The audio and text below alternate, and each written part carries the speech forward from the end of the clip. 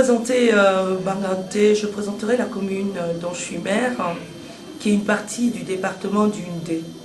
Le département du Ndé est un département qui compte donc 4 arrondissements. L'arrondissement de Bazou, l'arrondissement de Tonga, le district de Bassamba et l'arrondissement de Banganté où je suis maire. Et l'arrondissement de Banganté compte 200 000 âmes et s'étend sur une superficie de 800 km² avec cette spécificité qui est le pouvoir traditionnel très fort parce que sur ces 800 km² se retrouvent dans 7 groupements: Bachingu, Bangoulap, Bangafokam, Barok, Bangwa, Banganté. Ça fait combien de temps que vous êtes maire? Je suis maire depuis 2007. 2007. Et Banganté, pour vous situer également, et de manière consécutive, la ville la plus propre de la région de l'Ouest. C'est la capitale du département du Ndé, détenteur de la Coupe du Cameroun de football. Ce qui m'amène d'ailleurs ici. Je suis venue parler à nos fils du département sur le plan de l'évolution, sur le plan des réalisations, mais également sur le plan des problèmes, mais également parler de cette panthère du Ndé, dont on a beaucoup parlé dans les médias ces derniers temps, et qui a fait peau neuve, qui a besoin de ses enfants, qui a besoin de ses élites. Donc je suis venue à Lyon pour l'obligation de compte rendu, mais également les solliciter pour une mobilisation forte autour de cette équipe mythique qui est l'équipe de tous les fils du département du Ndé. Vous êtes une femme dynamique, on a pu l'observer lors de votre intervention. Vous appartenez à cette génération d'Afrique, qui n'est plus la génération des indépendances, qui est la génération post-indépendance. Quelle image vous souhaiteriez qu'on retienne un peu de votre message politique ce soir? Je voudrais qu'on retienne de moi l'image de la maman, parce que je suis reine-mère. C'est pour ça, vous voyez, à côté de l'écharpe de présidente Nzumanto, j'ai quand même mon foulard traditionnel.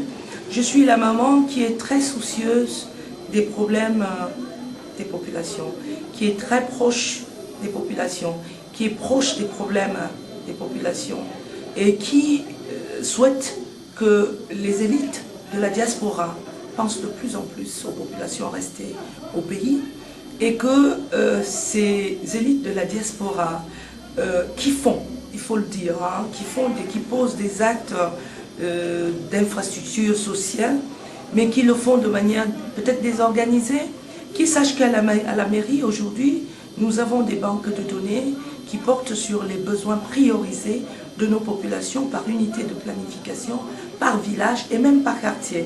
Et que pour un bon investissement, il est important qu'on fouille dans les micro-projets qui répondent aux besoins prioritaires des populations, qu'ensemble nous voyons vers quel projet, vers quel besoin orienter les moyens qu'ils apportent au pays et pourquoi pas, dans le cadre de la décentralisation, que ce soit l'apport des communautés pour des plus grands projets. Parce que lorsque les élites amènent, je prends un exemple, c'est symbolique mais c'est fort en termes de gestes. Lorsque les élites, comme ils se retrouvent, mettent 5 000 € pour donner des fournitures scolaires aux enfants, c'est fort, c'est bien. Mais les 5 000 € pouvaient représenter l'apport des communautés dans un projet financé aujourd'hui par des partenaires, par des organismes internationaux, qui pouvaient représenter les 10% des apports de communautés dans un projet plus important avec une plus-valeur ajoutée, notamment sur l'emploi des jeunes. Donc en mettant les 10%, les 5 000 € comme apport, on pourrait avoir 50 000 €. Donc nous sommes là, je suis très proche des populations et je suis très ouverte avec les élites. Je les attends, à chaque fois je serai là pour les accompagner dans la réduction de la pauvreté au sein de nos populations. Madame le maire, on voit de plus en plus de femmes rentrer dans la vie politique active. Est-ce une revanche des femmes ou une prise de conscience des hommes?